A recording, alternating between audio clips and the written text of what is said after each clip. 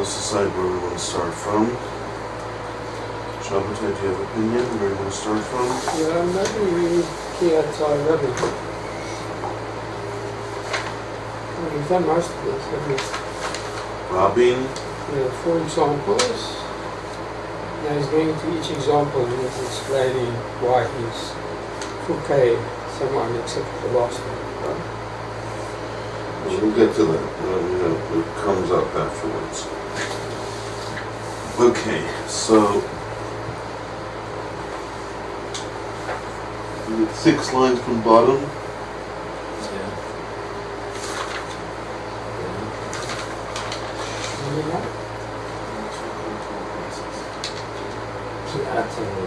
Right. We did this the other day, but it bears repeating. Actually, it's the end of the sugya, so a lot of things are formulating here, crystallizing.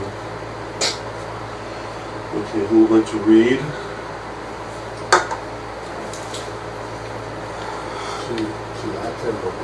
Okay, remember what that means? When he came from Eretz Yisrael to Bavo. It was a special moment in history when he came. He brought a lot of the Torah of Eretz Yisrael with him.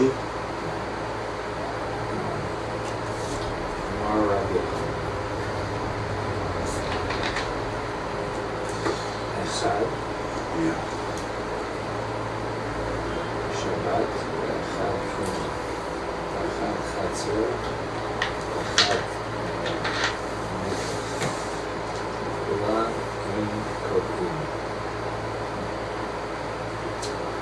So that's what's different for Shabbat, Truma, Hatzor, those things. These things don't koveya. They don't fix the stuff as being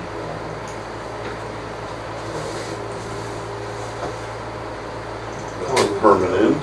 Yeah. They don't work their magic on fruits.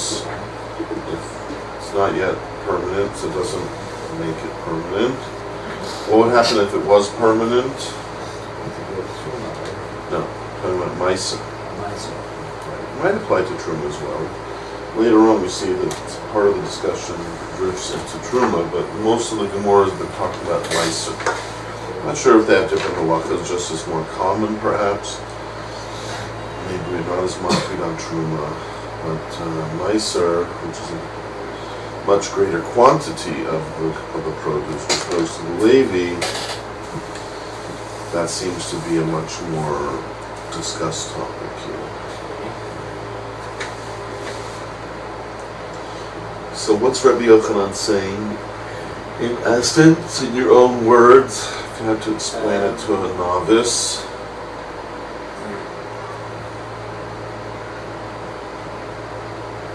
So he talks about the different influences on the Chomer. It could be Shabbat, could be Truma, could be Chatzor. These are the different roles, different things that happen to the fruit. Right. Mekach. Which means, what does lakachat mean? And when it said, the Torah says, you shall take. It's taking. Right? It means more than just physically take. It also means to buy.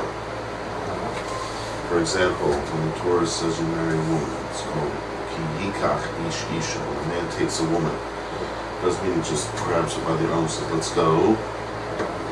That's not the kind of taking we're talking about. It's a kinyan. It means you're acquiring. So even though, of course, a woman isn't monetary matter to acquire, but it goes with similar halachas of acquisition. And partially because the Torah does refer to it as a kicha, right, which is a kinyan. And there's a gezerah shava even from there to the kicha that's stated by Avram buying the kever from Ephraim for Sarah, right? And that's a real acquisition. There's a very strong comparison to a real acquisition, both in the language used and in the reference, which is a cross-reference to the story with that woman buying the field. That's where we learn a man can marry a woman with payment of money or equivalent, a ring. All because it's a type of a kinyan. It's not the same as a regular kinyan. Sure, it's called a kinyan isser. What's really happening when you acquire a woman is that now she's usher to marry all of the men in the world. Therefore, it's in that respect similar to a kinyan. When I buy an object, no one else can use it, and I acquire a woman through kedushin, that's the main message, that she can no longer have any relationship with any other woman, men, and the reason being because she's not.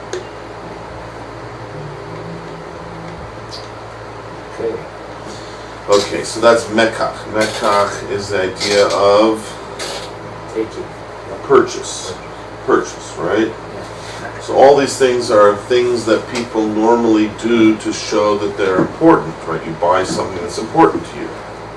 Is that Hebrew, mekach? Excuse me? Mekach, is that what the modern term for In modern Hebrew, when I talk about there's a lot of Gemora terms that they do use in the modern world. I don't know if this is one of them, mekach and memkar. I'm not sure if they use that. In the jargon of the Gemora, of the Mishnayos, of the poskim, the business is called mekach and memkar, buying and selling. So there are some terms, like for example, the word for selling is the same word in ancient as in modern, right? Mechira. Right? You see that on cars a lot of the time. Le mechira, it's for sale. So business in the time of Chazal was called mekach, buying, umemkar, and selling. Mekach umemkar. Whether they use that expression in modern Hebrew, I'm not sure. But there are certain phrases that which do carry over. But I think they use the word kinyan when they refer to an acquisition.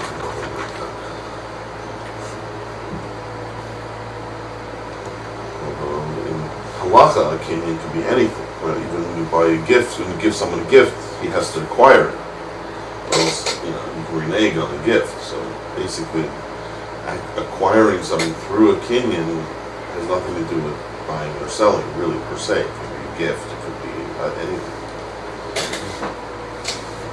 I find something in the street. If I want to own it, I have to pick it up and do a kinyan on it. So anytime you do a kinyan, you're basically acquiring something, but it could be through a sale, it could be through a gift, it could be through just finding it.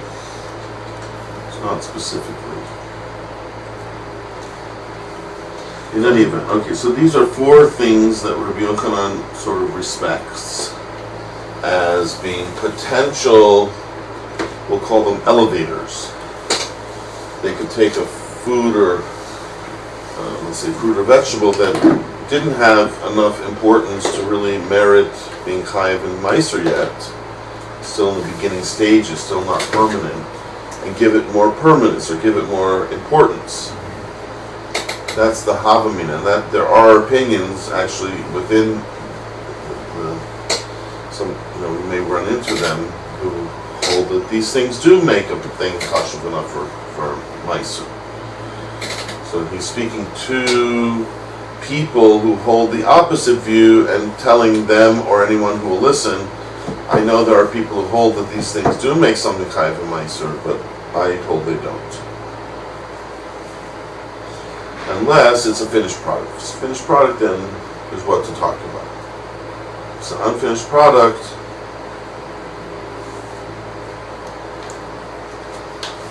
can't do anything. excuse me, It won't work. Unfinished product. according to Rabbi Yochanan, correct.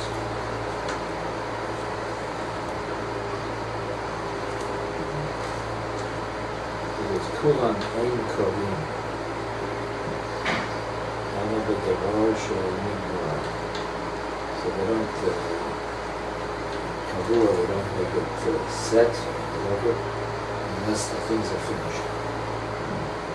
Right.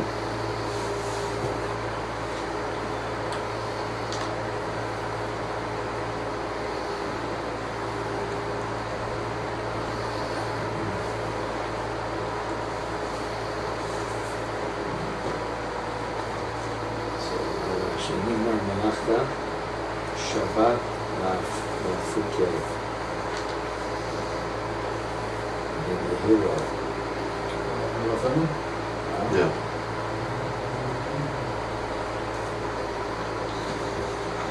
Okay. So, each one of these four has to now be examined. The position of whomever he's fighting against, when he's saying these things don't help, there are others who hold they do help, make some kind of noise, or so he's going to speak about who it is he's up against, so to speak. And the first one is rather startling. He's up against Hillel. How can he be up against Hillel? We pass him Hillel. So this has to be an unusual case of Hillel. Okay, who's reading? You were. Okay, go ahead. So did you get to the end of his statement? Rabbi Yochanan made a statement, right? Takes up a few lines in Gemora.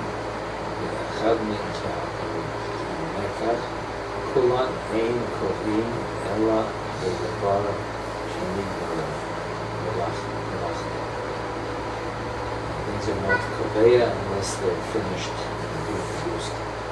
Production is finished. Right. Shabbat. Okay, so that new word Shabbat is going to be like the Gemora taking apart Rabbi Yochanan's statement. Why did he mean Shabbat? Why did he mean this? Why did he mean that? We're going to go through the list now. But just should appreciate Rabbi Yochanan's finished his statement, right? He made his statement very succinctly and left it for the commentators to discuss. He's gone. Now we're discussing what he said. So we're going back over his list. He's saying, remember the first thing on the list, Shabbos? Why did he have to mention that? Who was it that he was fighting against when he said that? Okay, go ahead. Okay, so Shabbos, Lafuke, Hero. So it's in opposition to Hero. What opposition? Right, meaning he's making a statement that Shabbos is not Machayev. That's excluding Hillel, meaning because Hillel held it is Machayev. So it's coming to say, no, I know he says that, but I don't hold with him on that, and we shouldn't hold from him on the Okay. Tanya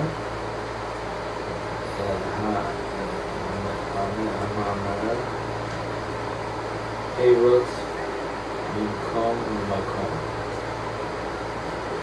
Kitzur Kitzur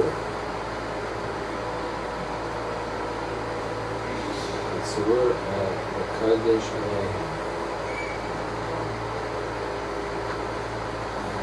okay, so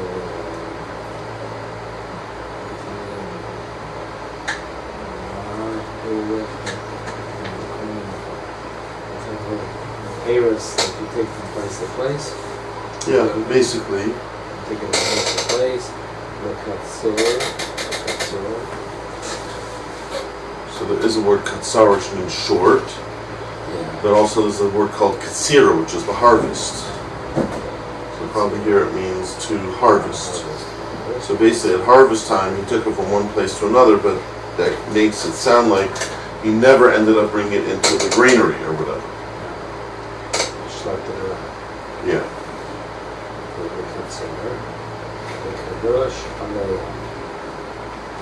Kidesh Alehem.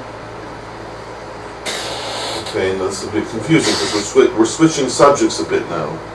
Now we're not talking about the fruit anymore, we're talking about a time period. What time was it? It was at a time right before Shabbos. So immediately after he did this, Kidesh Alav or Alehem Hayom.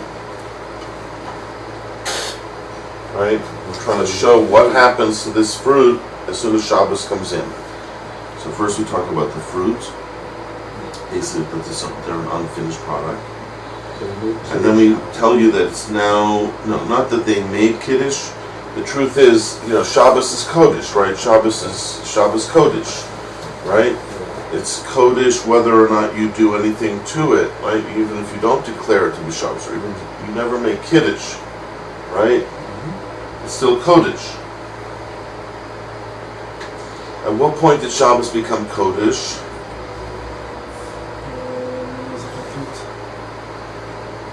Shabbos.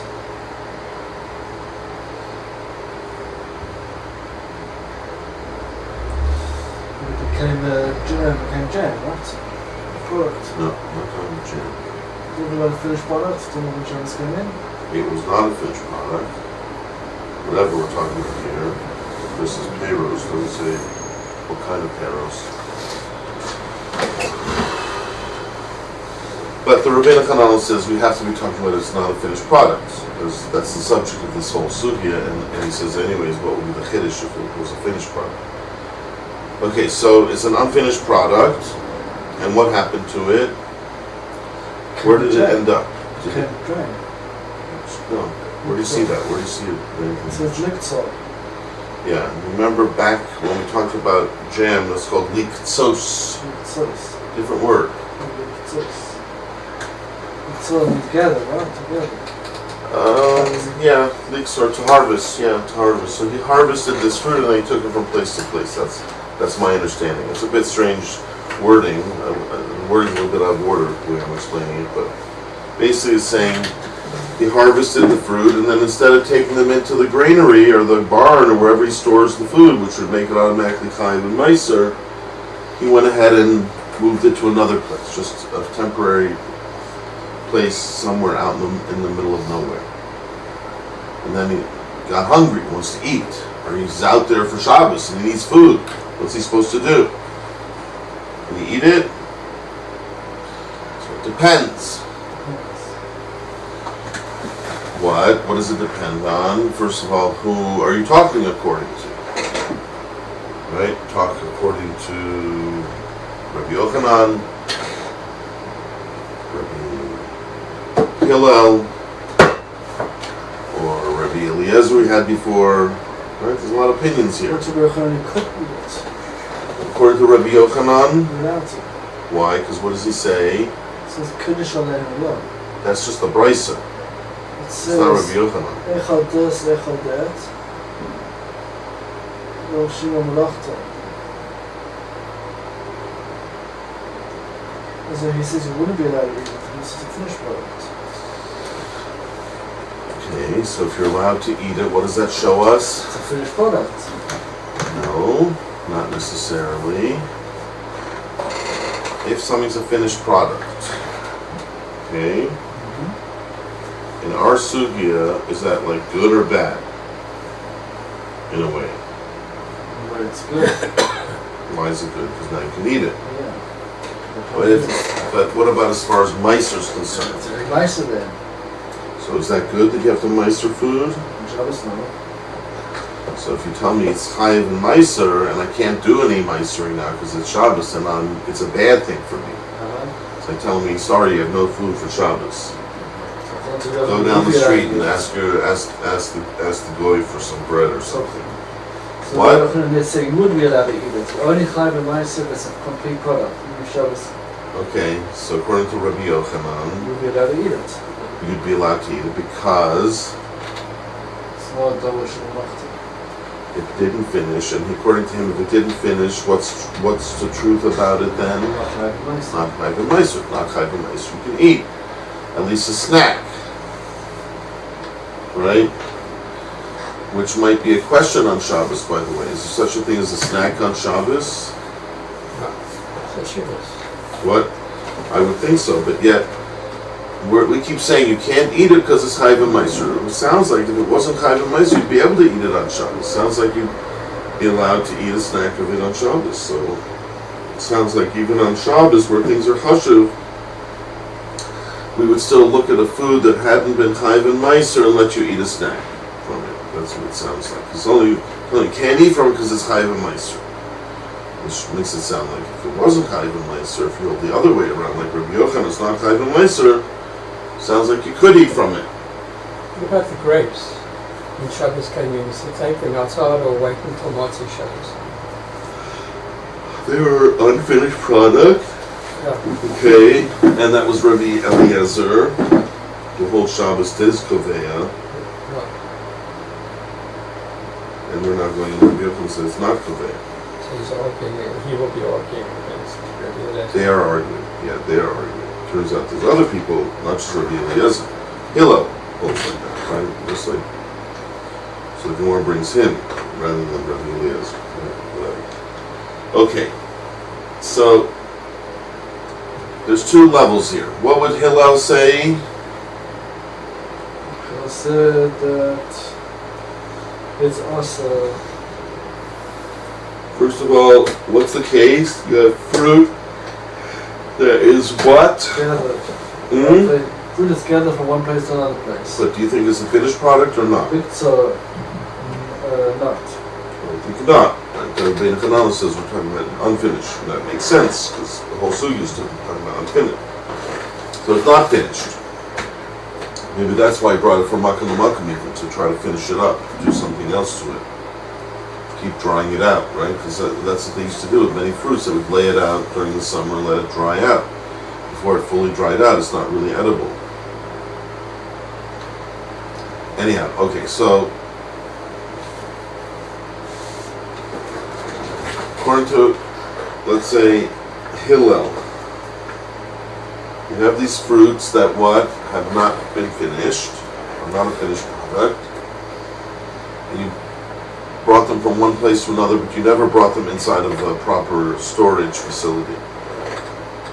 Either a chutzner, nor a regular house, nothing. So what do you say in that case? Not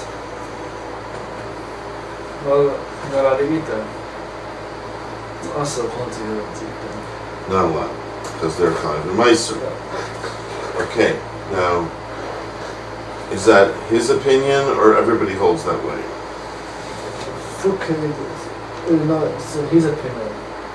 How do you The know? Fukim with the Hillel is trying to exclude That that. shows that who's opposed to him? Everybody. But here it's specifically Rabbi Yochanan. Rabbi Yochanan made a statement about all these four things, including Shabbos, and here we're saying somebody holds Shabbos is koveya, is arguing against Rabbi Yochanan. Not that it's like Hillel versus Rabbi Yochanan, they didn't live at the same time. But, okay, so the question is, how could Rabbi Yochanan paskin like other than Hillel? When do we ever not go like Hillel? So we say he interpreted a word over here, what? Which word did he interpret? The Fukim. That Rashi makes a big deal out of this word? Very small. La'atzma. That's Literally, La'atzma means what? Him and not his generation. That's, no, Only him and his that's family. another step. I'm saying the first step. Only he. What was it literally saying? He for himself. For himself, he did it for him. He was doing it as a private thing for himself. But the question is obvious then, if it really is the halacha, why would they only do it for himself? Why didn't he make it why would he publicize it? So he's opposed.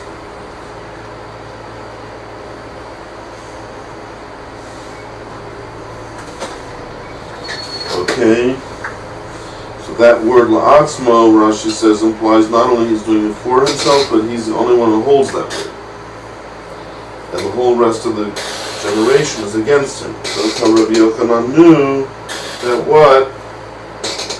To paskin against Hillel in this case.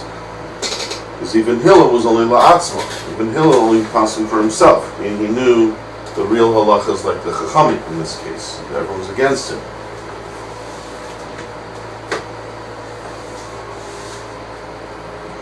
So why didn't he give in to the rest of everybody else? Why didn't he just give in?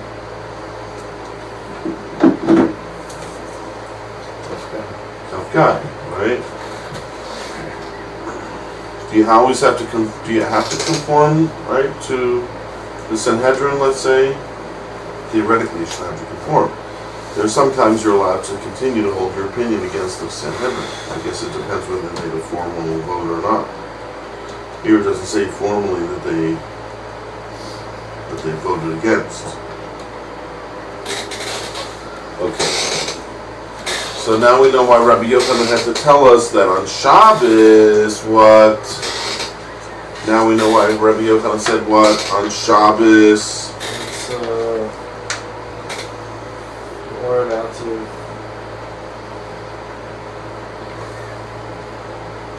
eat it. We're allowed to Eat it on Shabbos. because Shabbos is not koveya for Meiser. That's what Rabbi Yochanan's Chiddush was, right? Okay, so now we explained that one. Next, who would like to read? So Hillel would eat it or wouldn't eat it? He would eat it.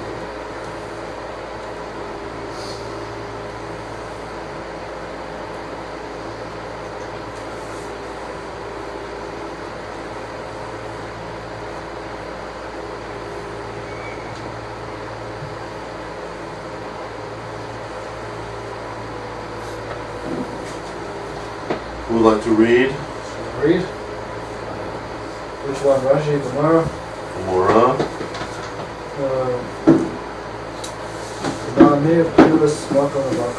No, we already did that. I already did it. So we did it. Hillel, no, Oisei. You said Hillel himself wants us to eat this food on Okay. Shabbos. Did we do that already? No. Okay, I thought we did it. Fine. Chatzah la'fuke v'guru Yaakov. What does that mean? And it says in the Chatzah, right?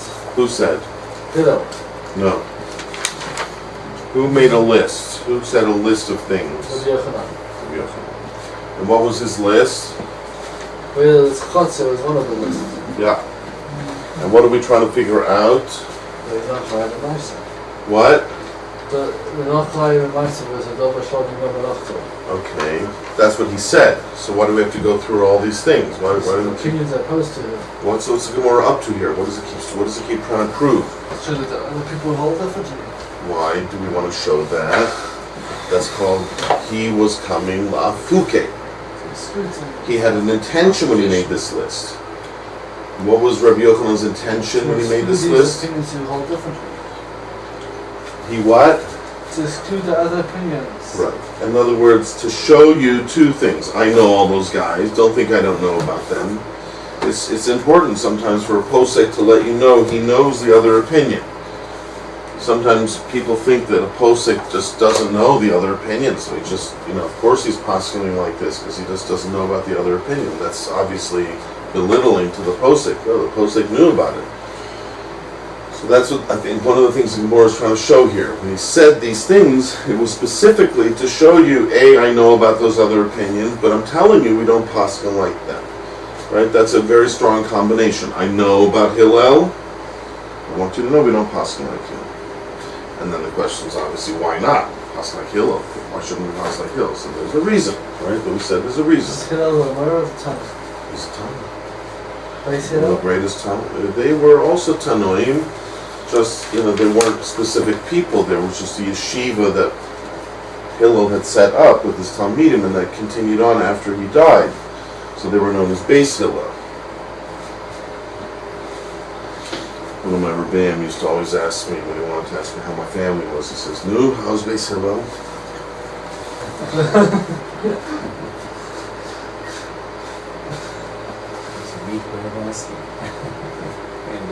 One of the greatest rabbis I ever had, unfortunately, had a stroke. He was very incapacitated now. Hashem should give him a full shleim and Moshe Kalmbach. Yeah. Very special guy. Alright, so we're now going through the list. We already talked about why he mentioned Shabbos. You know why he mentioned Shabbos? Because he wanted you to know. I know about Hillel. I know he argues. And I'm still passing against Hillel.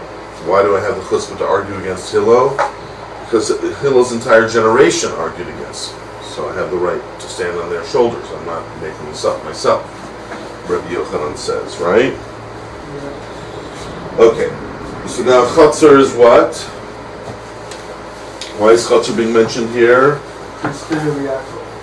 Why is Chatzar mentioned? Because Rabbi Yochanan had mentioned it when he made his list of things that don't make things hive and nicer if it's a non-finished product. So when he went through that list, we said his intention of making a list was to tell you, I know about these guys who say the other way, and I'm still postulating this way. So each time he said it, that's what's called lafuke. To announce to you that I know about that other shita, but nonetheless, I'm not postulating like that. That's the point.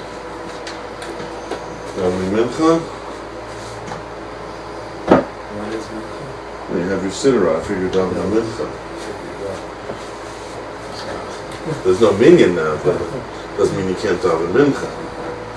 It's up to you.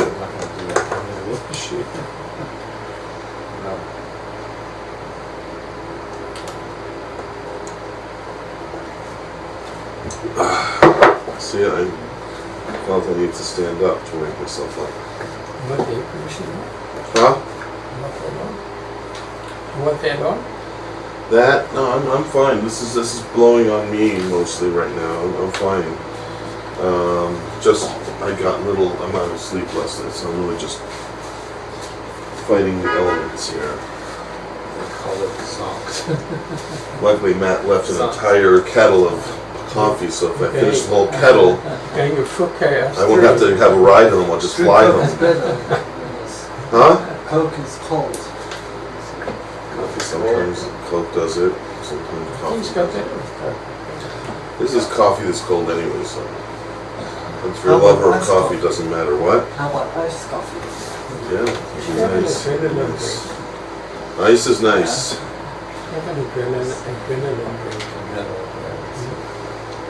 So that's what they have. Those power drinks. Red Ball. That's what they are. Caffeine, plus. That's really what these drinks are, just You didn't sleep last night? Just, I don't know why, I only got about 2 hours of sleep last night. It was crazy. The heat?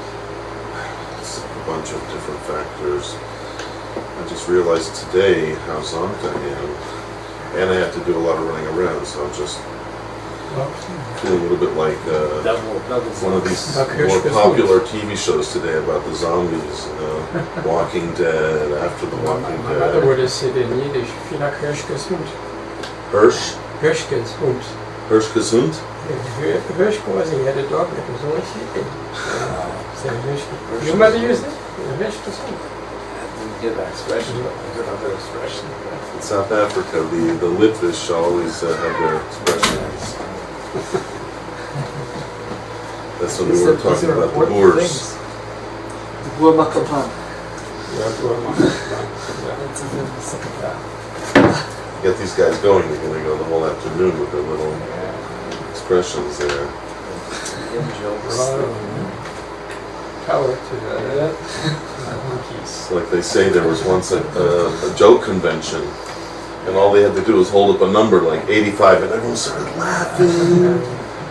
And they looked, and one guy wasn't laughing. Why isn't? Because I don't remember what 85 is. That's all they need. Yeah, we got from Jeremy Taylor. We'll have to say some French-Canadian jokes over here, just to get back at them. Not such a humorous bunch. Eh? Yeah, that's it. That's about it. Oh, please, dude.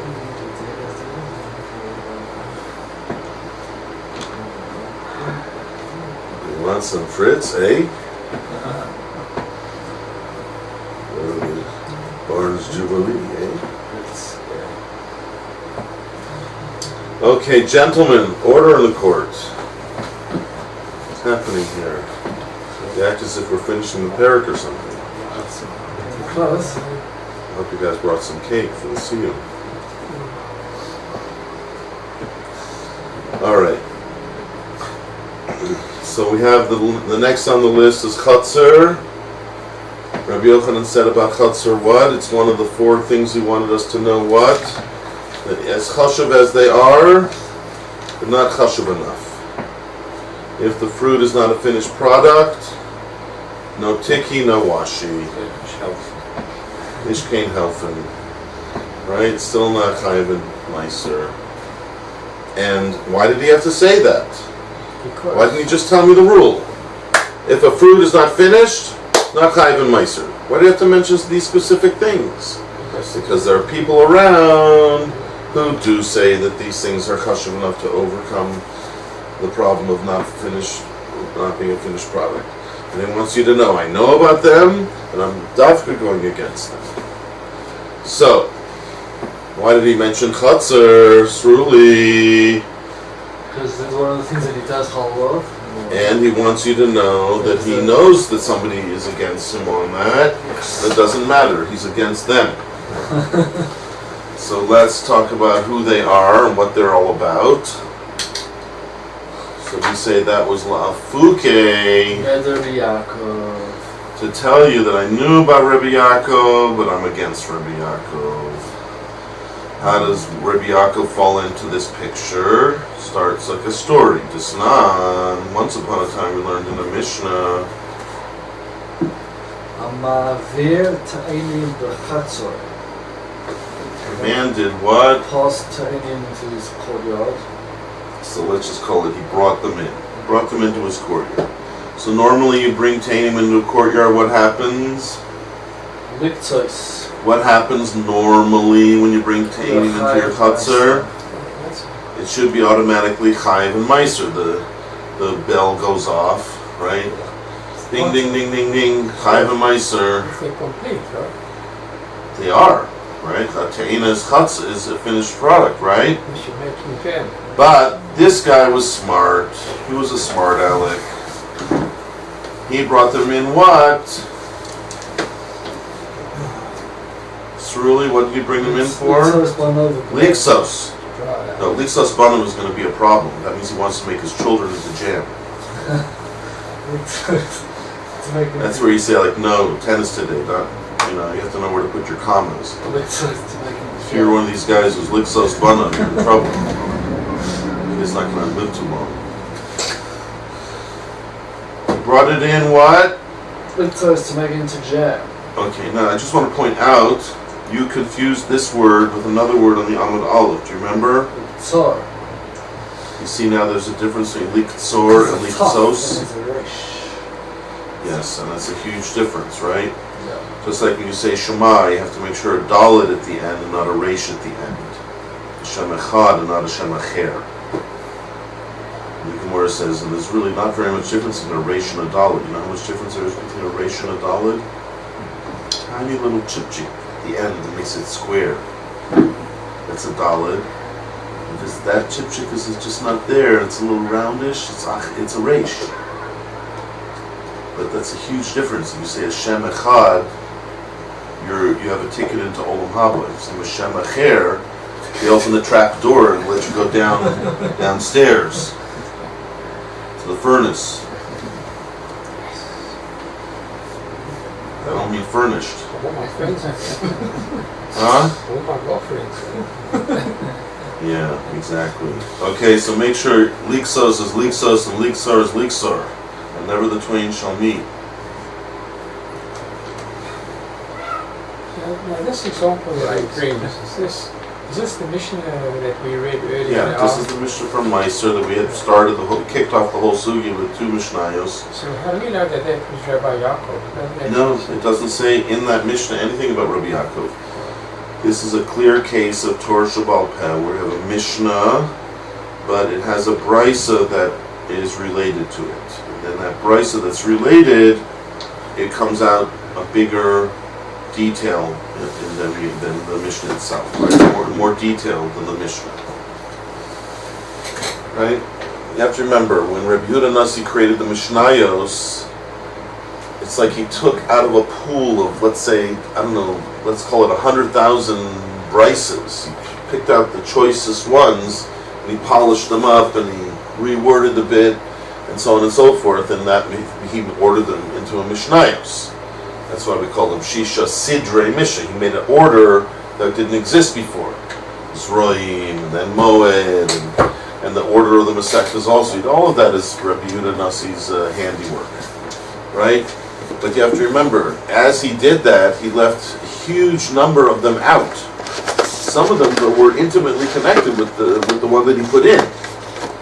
It's like putting a brother in the football team, but he has a sister right on the sideline who's cheering, right? So you can't forget the sister, even though she's not actually in the game. She's right next to the game, cheering on, right? So that's the way the Mishnayos were. Some of them had Toseftas or Brises that were mamish intimately connected, basically like a Perush, if you will. So here it's one detail that Rabbi Yehuda Nassi actually dafka left out. I think yesterday I was saying that I think that's what Rabbi Yochanan copped. That why did Rabbi Yehuda Nassi leave this out of his Mishnah? It's a very important details here. So Tosefta is not the Mishnah, but the Bryce. Tosefta ended up being like the Mishnayos in the sense that Talmidim of Rabbi Yehuda Nassi came along, and it's kind of like they finished the work of their Rebbe. He did what he did, but they said, it's still missing a lot. So many of those other Brises out there are like so close to the Mishnayos. Let's do a second edition Mishnayos, as it were. So they came out with what's called the Toseftas. Basically, if you look back at the Toseftas, it almost follows the order of the Mishnayos, but it's like a Twilight Zone Mishnayos. Not quite the Mishnah, not quite the this, but very closely related. But even the ones that were left out of that, some of them, again, that's why the Gemora is so essential, because the Gemora is like the final distillation of everything. Taking all the Brises that slipped through the cracks, that slipped through this, never didn't end up in a Mishnah, didn't end up with Tosefta, but still, let's talk about it, right? Because it's part of Torah Shabbal Peh. It's not like, if Rabbi Yehuda Nassi left it out, it means it's not part of Torah Shabbal Peh. It's part of Torah Shabbal Peh. It's a little bit like it says when Moshe Rabbeinu had to make the second luchos. You know what he did? Hashem said, underneath your tent is some precious stone. You take it and you chisel out luchos, and you bring them up all right on the second luchos, like I had wrote on the first. But since he ended up quarrying it out, he ended up with all these little tiny chips of like diamonds, emeralds, whatever, sapphire I think it was, right? Sapphire. So he made a lot of money. Jack, you have to wake up and talk about money. Made a lot of money, I said. Aren't you Jewish? Why did you fall asleep at that point? You're making a lot of money. Because he was a rabbi. So if he was a regular guy, he would wake up the rabbi. And that he became wealthy, became very wealthy from it. It's very interesting. No, Moshe Rabbeinu had to quarry out the second luchos from under his tent, but he got all the what's called it says psal lecha. That's how we know. Psal is like carve out, but it also means the psolis is lecha. Psal lecha, the psolis is going to be yours. Huh? Was he a billionaire? He was pretty wealthy. He didn't flaunt it, of course. Did not buy a Lamborghini or not like Korach. Korach had a tremendous amount of money also, but he flaunted it. He had a Lamborghini. And Korach had a lot of Lamborghinis there. So, and also he thought it made it more chashuv. That's a problem. So Moshe Rabbeinu said, I don't even have one more donkey than I should. Got one Lamborghini extra. Yeah? He actually drove a motorcar. Moshe Rabbeinu, Here it comes. You know which motorcar he drove? It says he went out of Egypt in a triumph.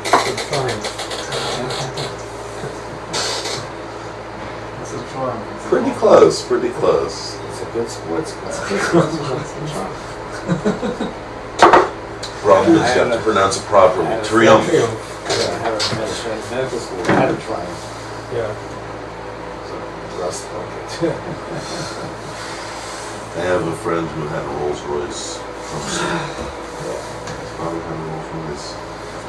He said there's a joke about a guy who was out in the middle of the desert and his Rolls Royce broke down, and Rolls Royce sent a special helicopter to give him a new Rolls Royce out. He says, why is this not a good joke? Because it's not true, because a Rolls Royce never breaks down. I said, well, I would never know, but this guy knew.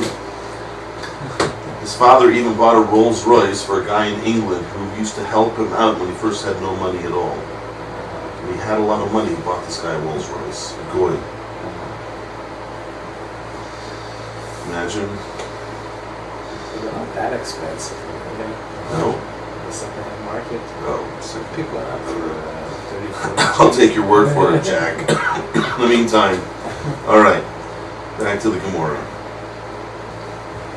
So what happened over here? It's really, right? What happened? He poured fruit his cover to make jam. Yeah. Figs, And actually. even though normally figs are considered a finished product, that's why when the Tinokos buried them for Shabbos, that was a simple shot. They're finished, and Shabbos is like the Chatzar, so they became Chayim. But here, he brought them into the Chatzar, but it's not finished. Why is it not finished? Because he decided it's not a finished product. He decided to keep making changes, making it to jam. So what happens to it now? Unfinished in the Chatzar. What happens to unfinished in the Chatzar? Banav. Banav with maybe, sorry, sons and his family. Ochlim mahen arai. They can eat from them a snack. Poultry min ha-maisa. The parts of taking maisa. Okay, which is really the same thing. Being able to eat a snack is like saying it's cut from mice, so whatever. Okay, so in the Mishnah, what's the Shita? Is that like Rabbi Yochanan or not like Rabbi Yochanan? It's like a Yochanan. Parts of maisa. It's like Rabbi Yochanan, because he said even Chatzar is not going to affect it if it's lo nigmar malachto, if it's not a finished product. And these Ta'anim are not a finished product, not because Ta'anim are not really finished, Ta'anim aren't finished. But this guy decided to do more with them that made them an unfinished product that he's bringing in. That's why it's Pata for Meiser, exactly what Rabbi Yochanan predicted. Of course, he came after the Mishnah, so it's like cheating. Okay, but the point being, we said that when Rabbi Yochanan made his statement as an Amora, he wanted us to know that it's not like Rabbi Yaakov. But we haven't seen Rabbi Yaakov yet, so where does he appear? That's the next statement. Keep going. Tani Allah Rabbi Yaakov Bechai. What's Tani Allah? What about him, on him? No, Allah is feminine. On it. What's it? The jam. No. On this Mishnah. In this Mishnah. What did I explain about brises? That often they are what? So, masculine, right? What are brises often? Mishnahs. Mishnah. They're connected to a Mishnah and almost like an explanation of the Mishnah. That's what it means. Tani Allah. A brisa was learned Allah. What's Allah? It. On it. On it or about it? About it, right? Al can mean on or about. About it. About what's the it? The Mishnah. The Mishnah. So let's say it the right way. Tani Allah. There was a brisa that was taught about the Mishnah. About this subject that we just had in the Mishnah. Meaning there's a brisa that's specifically talking about the same subject as the Mishnah and extending it a bit. Okay? And what's the vav there? Vitani Allah. Why the vav? Because that's a continuation. That's what he wanted to point out. There's a Mishnah, but the Mishnah doesn't really help us because I wanted to get to Rabbi Yochanan who's in the brisa. So I have to first present the Mishnah. Then I have to tell you, and there's a brisa about that Mishnah. And there we see Rabbi Yaakov brought in. Okay, so Tani Allah stands by itself. It's the introduction to the brisa. Where does the Beitsa actually start? Rabbi Yaakov Rabbi Yaakov. Right? Rabbi Yaakov is the beginning of the Beitsa. Mechayel. The Mishnah on this Beitsa. And we have to know that it's connected to the Beitsa, to the Mishnah, because otherwise, what do you mean Rabbi Yaakov Mechayev? What is he Mechayev? There's no statement there. No, if you know it's connected to the Mishnah. It was talking about he brought into Einim and he wanted to make jam and blah blah blah. So on that, Rabbi Yaakov says he's Mechayev. You have to take Meiser. He would say it's Chayev and Meiser, and that's connected what the Mishnah said actually. So that's why we need the next opinion. Rabbi Yossi, Rabbi Yehuda applied to That he is like the Mishnah, right? So when Yehuda Hanasi made this Mishnah and left all names out of this Mishnah, he made it into a Stam Mishnah. Stam meaning there's no name attached. It's Satum, it's closed up, there's no names. We have no idea that there's anyone arguing. He closed it up. So that's called a Stam Mishnah, no name attached. Who did he close it up as? Rabbi Yossi bar Rabbi Yehuda. And you can't just say Rabbi Yossi, by the way, because there's another person whose name is Rabbi Yossi.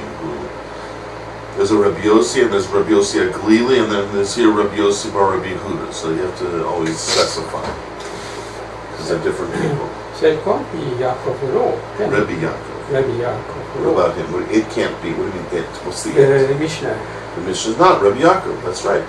I think that's what Rabbi Yochanan. Rabbi Yochanan noticed that. Why does he say you came Yefukei, Rabbi Yaakov? Rabbi Yochanan, when he told you a chutzner, it does not make something chayiv and meiser.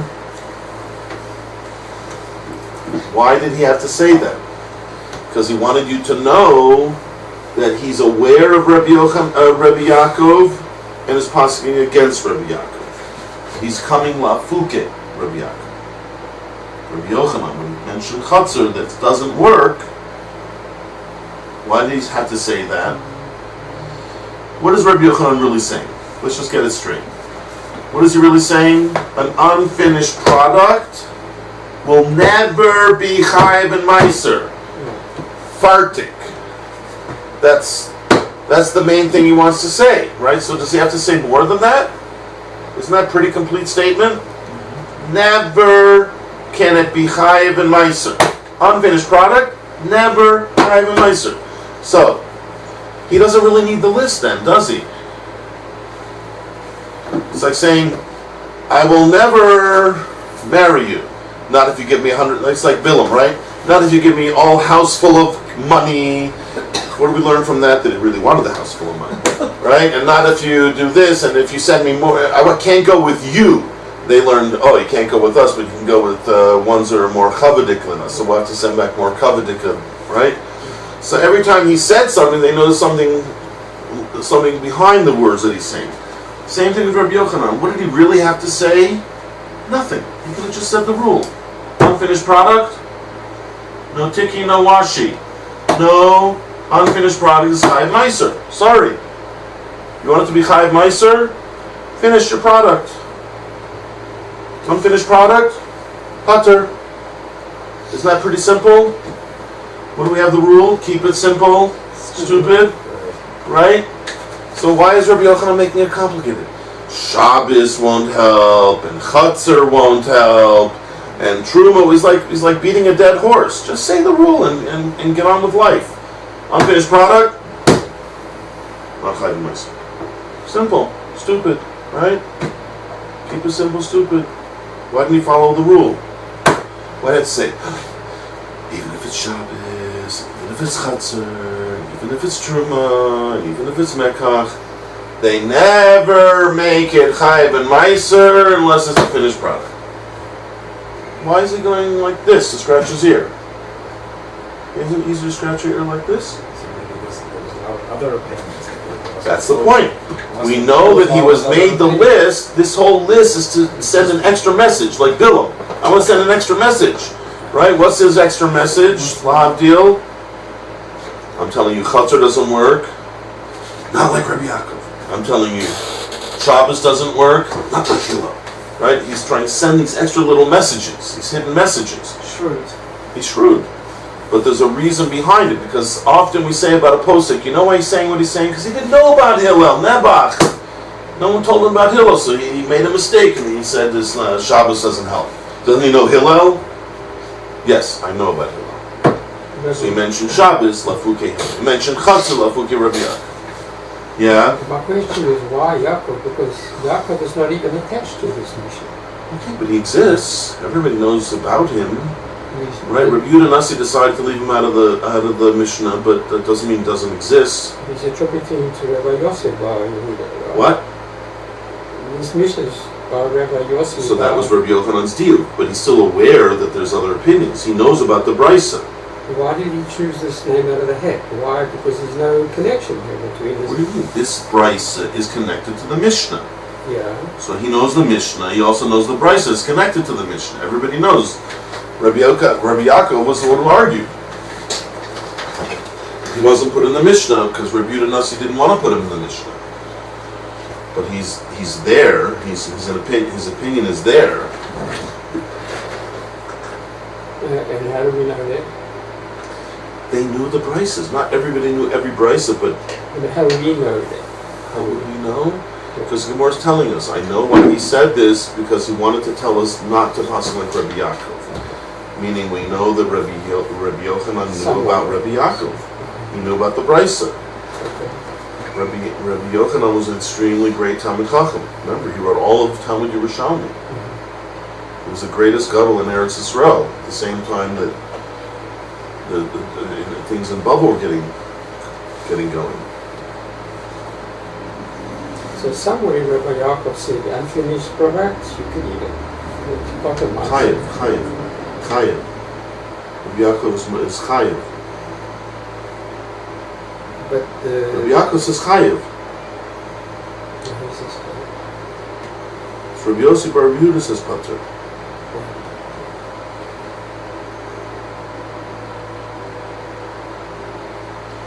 Again, just because Rabbi Yehuda Nasi left it out of the Mishnah doesn't mean people didn't know about it. In fact, just the opposite. You see from our Gemora, people knew about it. But they also knew that Rabbi Yehuda Nasi had left it out. It's like if you're a news reporter, right? If I'm a layman and I read an article, I won't know all the stuff they left out. Right? But if I'm a news reporter and I was there, I know there's a bunch of stuff that was left out of that article. Some really juicy stuff was left out. So I may choose to write, what do they call it, an investigative journalism, right, and get my Pulitzer Prize for revealing the Watergate or the Bill Clintons or whatever. There's some juicy stuff that's been left out, right? Some people know about it, some people don't know about it. Whoever left it out knew about it, but left it out. But a lot of people do know about it. A lot of people don't know about it. That's one of the beauties of learning Gemora. You learn out so much of the extra stuff that was left out that's important to know. Right? Yeah. Wash your face off? Stand up also. So I can do this all. What? If we're washing my face off. Exactly. If it works. Works. Okay.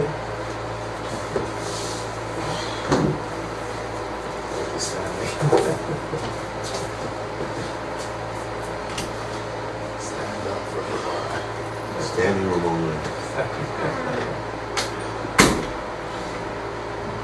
Shabbos has still trouble. I'm trying to fit it in. Okay, so tell me where it's not fitting. I don't hear where it's not fitting.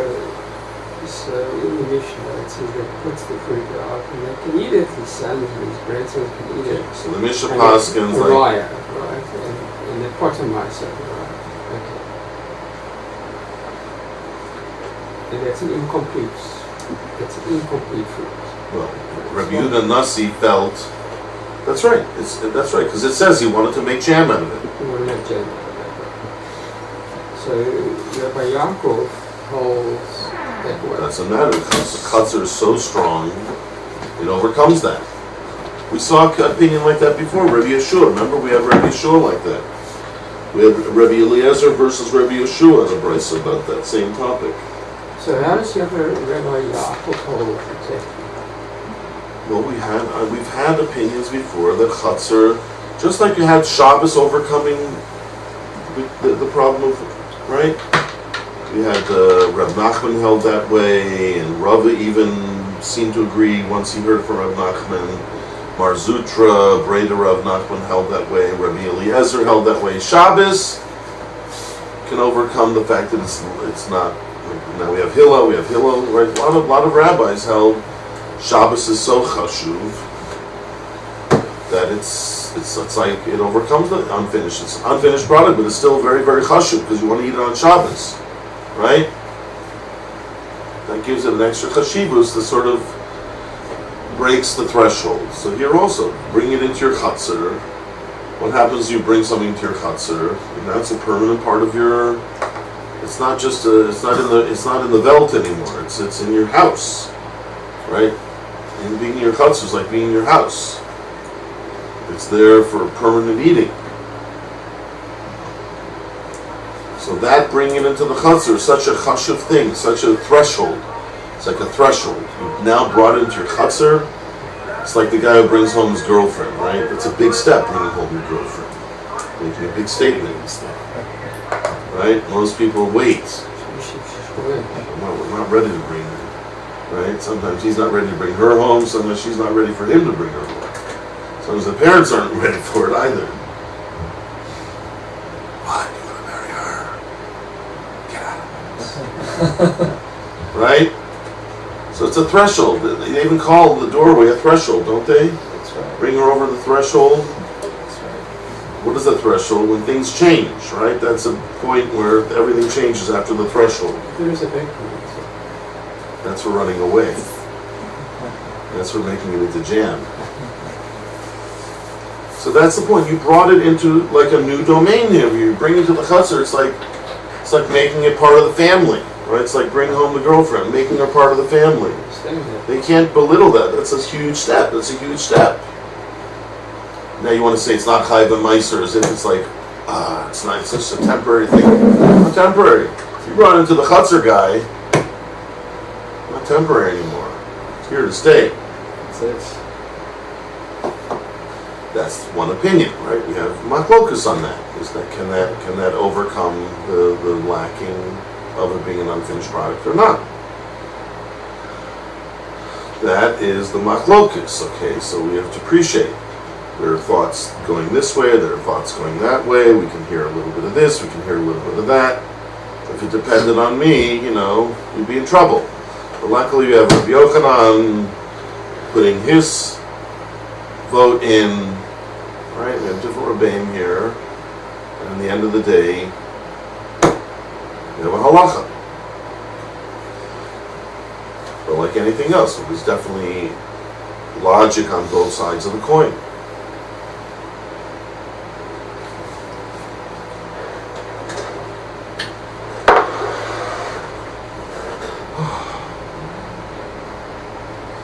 Can I have a Bissell pineapple?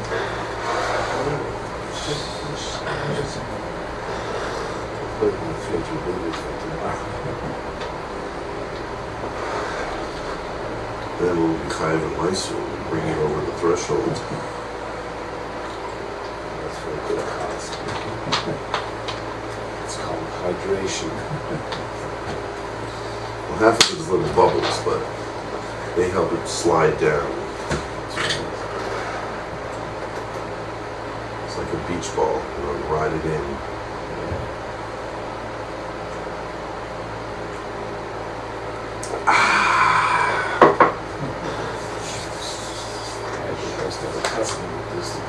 What? I used to have a cousin. He was like 10 years old. Every time he drank something, he'd say, this is trademark. He's now a lawyer somewhere. Maybe we're related. What's this thing? Is he a freedman? Is the other side, your mother's side? Yeah. Distant family, distant cousin. We used to have a cousin club meeting every so often. neighbors that these guys who were relating to us would show up. And my mother and all the clan, they knew, it's Uncle Murray, that's, And I was like overwhelmed. That's just from my mother's side. The other than my father's side. Wow. So there was Uncle Murray, who they claim was part of the mafia. It was an exciting day. He ended up getting us a jukebox. We were sure he's from the mafia after that. Remember, if you had a jukebox at home, you were a suspect. Yeah.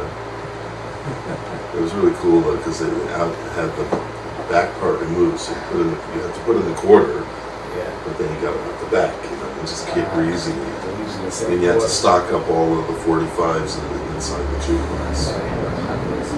What's a jukebox? 145. It's like A a, record player. it would play the records.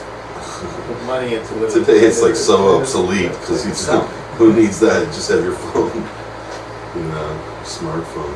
Used to be a time when people All right, said, Shabbatai, can we go on? Yeah, sure. You sure? Music. I think so. Because I don't want to disappoint Rabbi Yaakov or Rabbi Yosef Bar Rabbi Yehuda. They're going to come in a dream tonight and say, you didn't give Shabbatai enough time to understand us. He's a Fukei Rabbi Yaakov. He's not he's associated with this Mishnah somehow. Where the Mishnah says you can eat the stuff, alright. It means you don't have to take Maisa, right? Right. Whereas Rabbi Yochanan says, no, that's the reason I'm against it. You have to take Maisa. No. Not Rabbi Yochanan. Because it's incomplete. It's not Rabbi Yochanan. Not Rabbi Yochanan. Rabbi Yaakov. Yeah. Yeah. Rabbi Yaakov says, no, I don't care that it's not a complete product, not a finished product. It's in the chutzner. It's in, we brought it into the hub. That's right. It's like a hubby.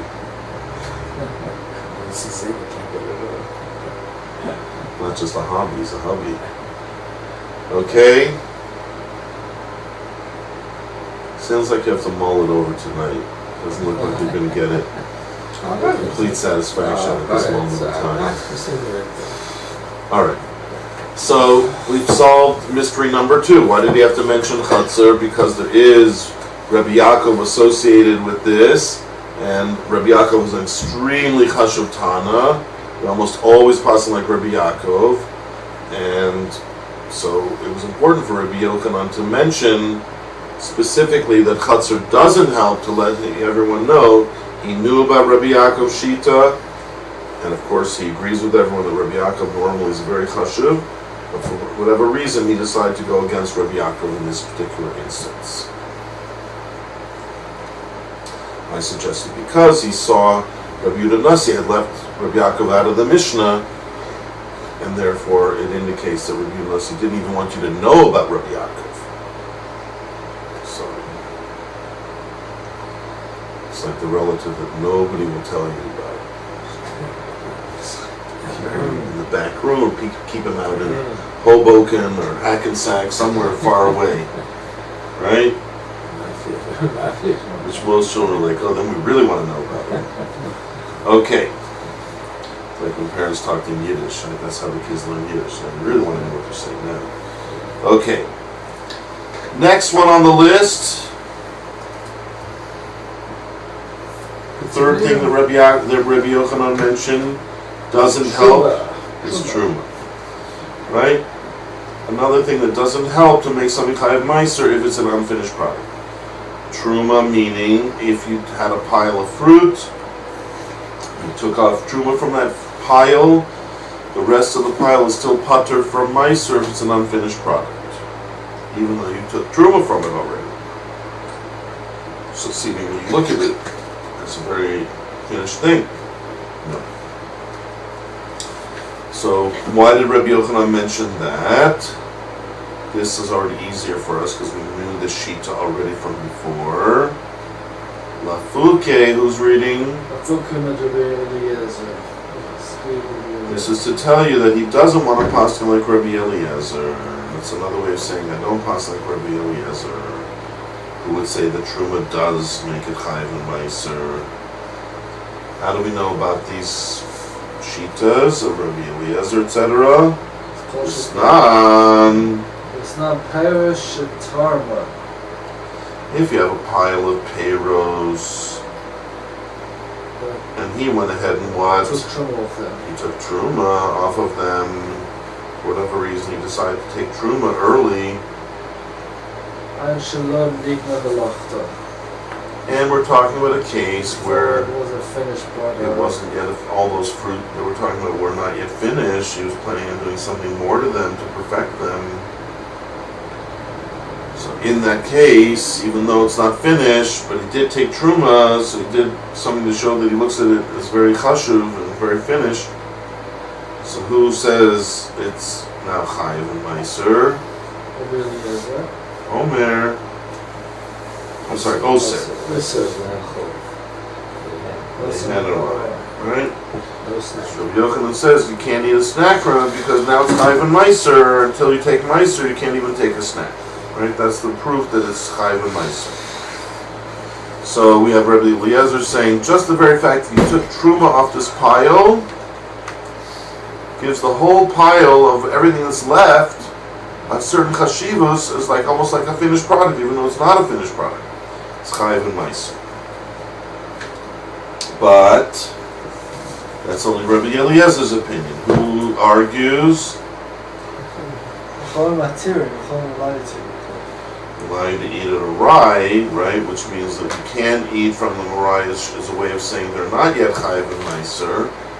So therefore, like any food that's not chayiv and meiser, you can eat a snack from it, not a proper meal. Once you eat a proper meal, it's chayiv and meiser just because you're eating a proper meal.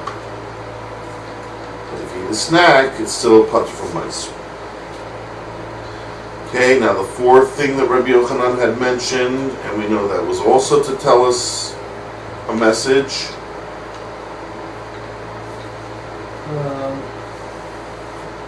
Mekach. Right. Which means, Sale. or a purchase, really. Right? From the word lakachat, to take. So it's like purchasing something. You take it home. Right? So when I purchase something, maybe it makes it so chashuv, such a permanent part of my belongings, that it becomes chayiv and meiser, even if it's an unfinished product. So now, this is not going to be like all the rest that we immediately tell you who it's lafuke. We're going to wait on that. First, we're going to just acquaint you with the shita, because nobody's ever talked about this before, right? That mekat should make something chashuv. Earlier in the sugi, we talked about chatzar was an important element in meiser. We talked about Shabbos being an important element. We talked about truma being an important thing, at least to Rabbi Eliezer. So those aspects were mentioned earlier. We didn't really have to talk about it so much. You're familiar with it. But here we're not even familiar with mekach making a difference. So first we talk about the one who it's like. We're not committing lafuke yet. Rabbi Yochanan, by saying mekach does not make something chayiv and meiser, before we tell you who's lafuke, first we're going to tell you who he's like. So we break our pattern here. And there's a question whether we learn kiddusnan or kiddusanya. What's the difference between kiddusnan and kiddusanya? Right. Whether we're coming to bring a proof from a Mishnah or a Beitsa. Obviously Mishnah is stronger, Beitsa is not as strong. But unless if there's nothing wrong with the Beitsa, it's as strong as a Mishnah in the end of the day, because they're both from a period of Tanoim. Okay, so either way, whether it's a Beitsa or Mishnah, we have the following halacha. Keep going. You want to try it Shabbatai?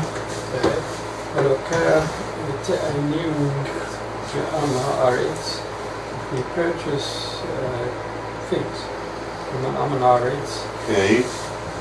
במקום שרוב בני אדם dressing, Right. in a place where most of the people are stamping and pressing them or Which making means, jam out of it. right? Okay. So if the majority, so here we don't even need that he thought about it, right? Before we had said, okay, if he thought to make it into jam, then he can also affect the situation and say it's an unfinished product for him. But here, even if he doesn't think about it, it doesn't matter. Because the majority of the people in that area, that's their normal custom, so therefore it becomes the assumed go-to situation. That it's assumed to be what? So ochel mehem. Wait, it's assumed to be what? If the majority of people in that area, Unfinished.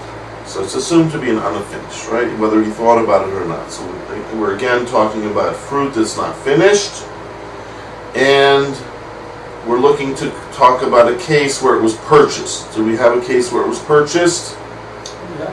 Yeah, you bought it from Mama Art. So we have a purchase of unfinished fruit, Right. complication from Mama Art, but okay. So ochel mehem araya. All right. Okay. So right. So we can eat from them casually, like a snack.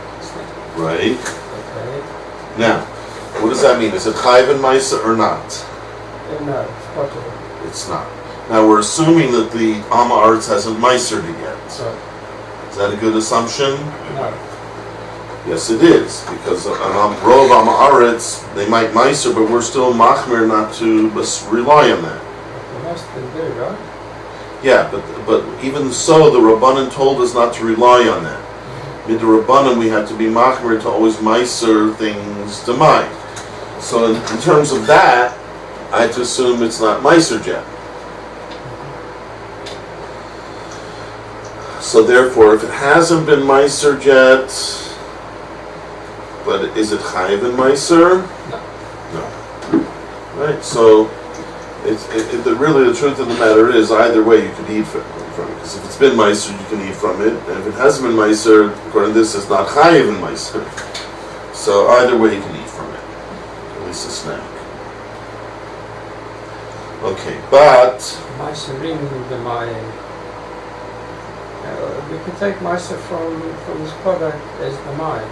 right, not you can, you have to, right? You have to consider it to mine, which means you can't assume that it hasn't been Meisered, but you have to be Machmer to Meiser it, but it's only a Chumrah. It's only a Chumrah. So sometimes because it's only a Chumrah, to consider it not Meiser, you have to.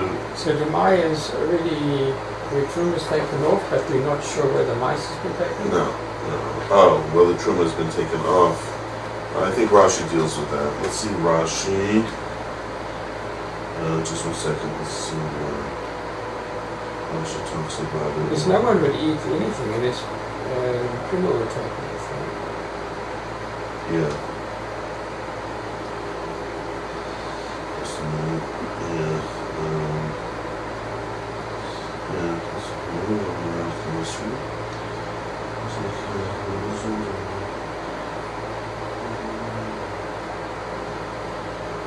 Yeah, where's it talk about Truma? Rashi talks about Truma. Okay, so there's a few Rashis here. Might as well start them. Well, we can finish them. Let's just look at them.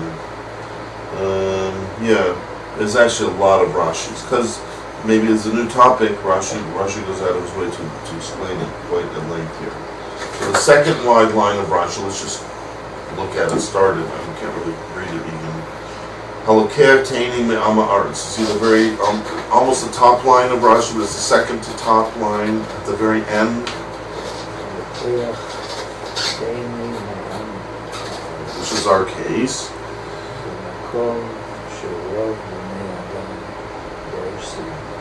Right. Meaning they make it into jam. Okay, so you bought it as a regular ta'ena, but in the area you're in, most people would consider it an unfinished product. Rashi says, Sharov b'nei hamakom, most people in that area, osim ta'enehem, they take their ta'enim and they make out of them katsios. These, they first dry it and trample it, and then dorsim osam, they trample it. The igulim, like Rashi said before, into these roundish containers, kind of like jars of jam. So therefore, once we know they're going to go through that process, havulahu, they are considered stam te'enim. The normal te'ena in that area would be davar shalom nigmara malachtos, right? We'd already figured that out ourselves, Baruch Hashem. But that's what Rashi's saying over here. Because of these factors, We know we're talking about a case of fruit that hasn't been finished yet. So it says, Ochel mehen arai. You can still eat them as a snack. De'ein mekach koveya, because just the very fact that you purchase it is not enough to give it that permanence. But davar shelo nigmar l'anta, because at the end of the day, it's a thing which hasn't been finished, which makes it impermanent. In itself makes it impermanent. But kulhu kishalo ro pnei abayis kamayri. In all these cases, I think Rashi maybe even going backwards. All the cases we've seen before, even. So what says kulhu? What's all of these? All of these cases. What are we talking about? All of them. Just this one. No, it seems like he's going back on all the cases we've been talking about. For some reason, Rashi now is taking the opportunity to tell you none of these have seen pnei abayis. It seems like Rashi's saying if it saw pnei abayis, it might change the halacha somewhat. At least we know Rabbi Yaakov says that. If you bring to a chatzar, if it's unfinished, it does change the halacha. So then it doesn't include that. But maybe Rashi's saying it to include pnei abayis is different than the chatzar. It's a higher level than even chatzar. I don't know. Rashi's a little bit troublesome to me here. I'm not sure exactly. I'm looking into it. Okay, we'll stop here. Yeah, yeah. What are the most two